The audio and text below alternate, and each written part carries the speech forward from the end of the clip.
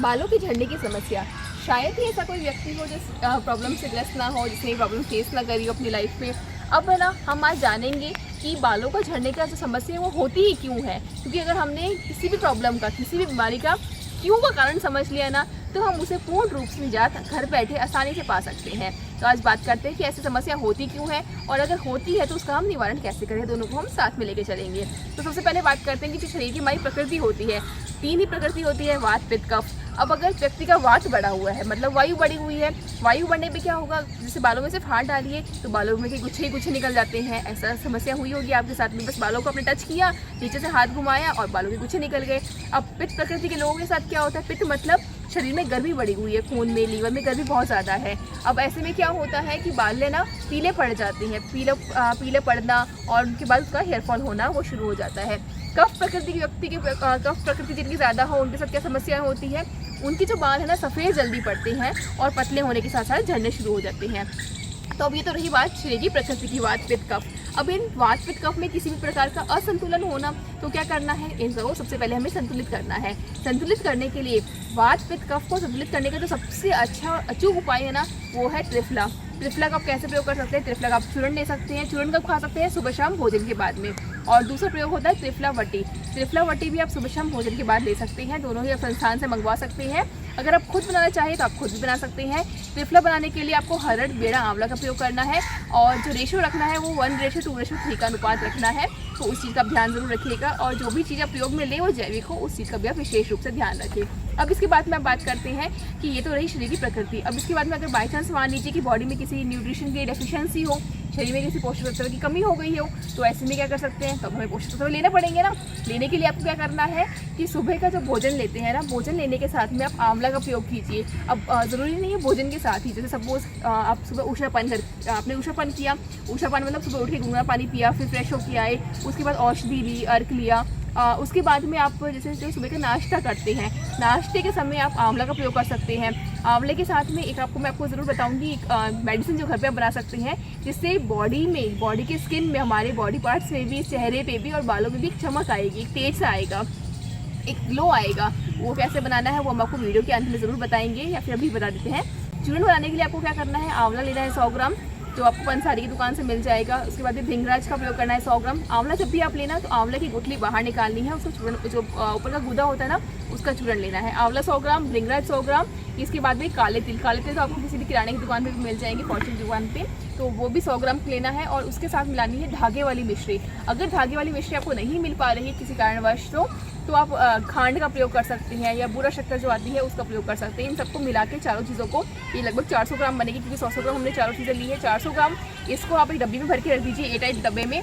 और सुबह शाम आप लगभग 1-2 चम्मच आप ले सकते हैं। आप इसे भोजन के बाद भी ले सकते हैं, रात्रि को भोजन के बाद में ले लिया, और सुबह सुबह खाने के बाद में, जो नाश्ते के बाद में प्रयोग कर दिया। इस तरह से आप इसका प्रयोग कर सकते हैं। आंवला कम से कम 2 सेवन कीजिए। अब आंवला का आप चाहे तो पाउडर बना के ले सकते हैं, या फिर इस तरह से पाउडर बना के ले सकते हैं जैसे हमने आपको बताया, या फिर आप मुरब्बा के फॉर्म में भी ले सकते हैं। तो आंवला का प्रयोग ज़रूर करना है। और इसके साथ साथ में कच्ची सब्जियाँ, फल फ्रूट, इनका भी आपको विशेष रूप से ध्यान देना ही है। अब ये तो रही बात न्यूट्रिशियस वाली की। अब इसके बाद में एक प्रॉब्लम होती है जेनेटिक्स प्रॉब्लम, जैसे जो जीन्स में जिनको दिक्कत होती है, जिनके माता पिता को या जिनके घर के बड़े बुजुर्ग को, इनकी सदस्यों को ये दिक्कत रही है, जिनके बाल पतले ही हैं, जिनके बाल येलोइश जल्दी हो जाते हैं, जल्दी झड़ जाते हैं, और स्पेशली बॉयज़ में ये देखा गया है कि इस तरह से जो गंजापन आ जाता है, उन लोगों के लिए क्या करना है, उनको अपने भोजन के इसमें थोड़ा फोकस रखना है, खाने में बदलाव ज़रूर करना है, दिनचर्या में बदलाव करना है। दिनचर्या में क्या बदलाव करना है कि आप जो नींद ले रही हैं ना, सबसे पहले वो नींद क्वालिटी स्लीप होनी चाहिए, अच्छी नींद लीजिए। 6 से 8 घंटे की आपको नींद लेनी है।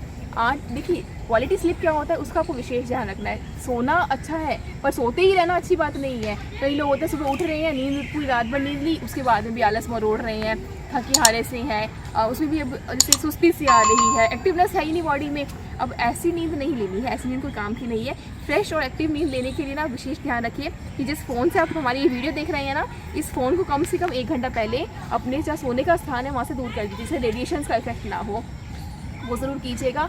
उसके साथ साथ में आपको क्या करना है, जिनको सोने में प्रॉब्लम आती है, जैसे नींद पूरी नहीं होती है, नींद टूट जाती है, या फिर जैसे बार बार नींद खुल रही है किसी भी कारणवश, तो वो आप सबसे बेटर तरीका है उसका, या फिर जो स्लीपिंग की पिल्स लेते हैं, जो उसके साथ में कई स्लीपिंग डिसऑर्डर्स भी होते हैं, किसी भी तरह का कोई प्रॉब्लम हो, सोने के संबंधित, तो वो लोग हमारी नोज़ामेड ड्रॉप मंगा सकते हैं संस्थान में। नोस्ट्रिल्स में 2-2 बूंद डालनी होती है, उससे नींद का कभी कोई इशू नहीं रहेगा, कोई प्रॉब्लम नहीं रहेगी, आपको अच्छी नींद आएगी, क्वालिटी स्लीप होगी, तो बॉडी में एक्टिवनेस रहेगी, बालों में भी शाइन रहेगी, बाल का हेयर फॉल होना बंद हो जाएगा और साथ ही साथ में आपकी स्किन भी ग्लो करेगी। तो उस चीज़ का ध्यान रखना है। अब ये सब तो रही शरीर के अंदर लेने वाली बात। अंदर लेंगे, शरीर के अंदर को जाएगा तो बाहर रिजल्ट आपको दिखेगा ही। थोड़ा समय ज़रूर लगता है, महीने 2 महीने ज़रूर लगेगा, लेकिन रिजल्ट डेफिनेटली मिलेगा ही। अब इसके बाद बात करते हैं कि शरीर के बाहरी तरफ से क्या कर सकते हैं। बाहर से भी तो हमें न्यूट्रिशियस लेवल जो वैल्यू है वो प्रोवाइड करानी पड़ेगी, पोषक तत्व प्रोवाइड कराना पड़ेगा।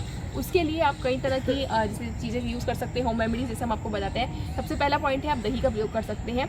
दही को जब भी हेयर वॉश करें उससे आधा घंटा पहले आप ज़रूर लगाएं, बालों के स्कैल्प पे अच्छे से मसाज करें। देखिए, दही में ध्यान रखिएगा कि जो डेयरी प्रोडक्ट आते हैं वो आपको प्रयोग नहीं करना है। जो देसी गौ माता का दूध, उसको जमाया हुआ जो दही है ना, उसका आपको प्रयोग करना है। स्कैल्प से लेकर रूट तक बालों में अच्छे से मसाज करनी है और उसके बाद में 10-15 मिनट बाद आप नॉर्मली हेयर वॉश कर सकते हैं। एक तो वहाँ बात दही का। दूसरा, मेथी का प्रयोग कर सकते हैं। मेथी दाने लगभग 2 चम्मच 2 टेबलस्पून आपको अच्छे से बॉईल करने हैं। बॉईल करने के बाद में जब वो अच्छे से बॉईल हो जाए, मेथी दाना सॉफ्ट हो जाए ना, उसका पेस्ट बना दीजिए। उसका पेस्ट बना के उसको भी बालों में मसाज कर सकते हैं। ये भी हेयर वॉश करने से पहले लगाना है, ये भी एज अ कंडीशनर काम करेगा आपके बालों के लिए। दूसरा, मेथी दाना। तीसरा, आप चावल का प्रयोग भी कर सकते हैं। अब जैसे डैंड्रफ जिसको इशू रहता है ना ज़्यादा, उनके लिए भी बहुत अच्छा रिजल्ट मिलता है चावल में। अब चावल के, या तो देखिए, जब चावल आप बना रही हैं ना, तो जब चावल भिगो के रखते हैं, वो जो पानी था उसका यूज़ कर सकते हैं। या फिर जिनके चावल पके हुए हैं, बना हुआ चावल है और बच गया है थोड़ा सा चावल, उसका आप मैश करके यूज़ कर सकते हैं। या फिर चावल का जो आटा है, चावल का आटा ले लीजिए 2 चम्मच, उसके अंदर पानी डाल के उससे बॉईल करके आप यूज़ कर सकते हैं। ध्यान रखिएगा, इसमें विशेष ध्यान रखने वाली बात है कि चावल के अंदर नमक मिला हुआ नहीं होना चाहिए, नमक वाला पानी नहीं होना चाहिए। अगर किसी भी प्रकार से चावल में नमक मिला है तो वो आपके बालों को हेयर फॉल बढ़ा सकता है या फिर कुछ ना कुछ आपको स्किन इरिटेशन कर सकता है, तो उसका ध्यान रखना है। अब उसको कैसे यूज़ करना है, उसको अच्छे से बॉईल किया, बॉईल करने के बाद उसको छान दिया। चावल के जो आटे का वो हमने पेस्ट बनाया था उसको छाना, छानने के बाद में वापस वही करना है, रूट से लेकर, हमें स्कैल्प से लेकर रूट तक अच्छे से बालों में मसाज करनी है। हेयर वॉश करने से पहले करनी है 10 से 15 मिनट। जब 15 मिनट हो जाए, जब थोड़ा सूख जाए, उसके बाद आप उसको वॉश कर दीजिए। तो ये सब चीज़ें यूज़ कर सकते हैं। आप केले का प्रयोग कर सकते हैं, बालों में केले को मैश करके लगा सकते हैं। अब इसके अलावा आप बालों में ऑयल ज़रूर कीजिए। कई बार जब वॉश करने का हम जब टॉपिक लेते हैं ना, तो हमारे पास प्रश्न आता है कि क्या हमें बालों को हर रोज़ धोना चाहिए या 2-3 दिन छोड़ के हफ्ते में 2 बार 3 बार इस तरह से हेयर वॉश करना चाहिए।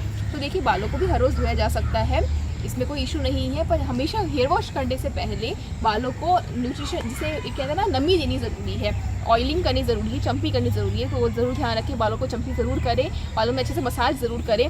मसाज करने के लिए आप तिल का तेल प्रयोग कर सकते हैं, नारियल का तेल कर सकते हैं, सरसों का तेल कर सकते हैं। अब ये सारी जो आपको होम रेमेडीज़ बताइए ना, हालांकि बताना बहुत आसान है, पर कई बार क्या समस्या होती है कि हमारा जो बिजी शेड्यूल है, समय नहीं है, इस वजह से हम लोग कर नहीं पाते हैं, ये सब चीज़ें अपने बालों के लिए अप्लाई नहीं कर पाते हैं। बालों में डलनेस आ रही है, बालों को पोषक तत्व ही नहीं मिल रहा है, बहुत रूखे से बेजान से हैं, हेयर फॉल ज़्यादा हो रहा है, बाल बढ़ नहीं रही हैं।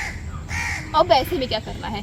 ऐसे में सबसे अच्छा तरीका है, संस्थान द्वारा केश आरोग्य तेल मंगा सकते हैं, जिसके अंदर हमने कई तरह की औषधियाँ उपयोग की हैं, जैसे आंवला, भृंगराज, यहाँ तक कि हमने इसके अंदर नीम के पत्ते भी डाले हुए हैं, वो भी बहुत अच्छा रिजल्ट देते हैं। नींबू का प्रयोग किया है, जो प्याज का तेल है उसका भी प्रयोग किया गया है। कई सारी औषधियाँ हैं जो आप स्क्रीन में देख पा रहे होंगे, इनके सभी के नाम, ये सारी औषधियाँ, और इसके अलावा भी कई औषधियाँ हमने तेल में प्रयोग की गई है।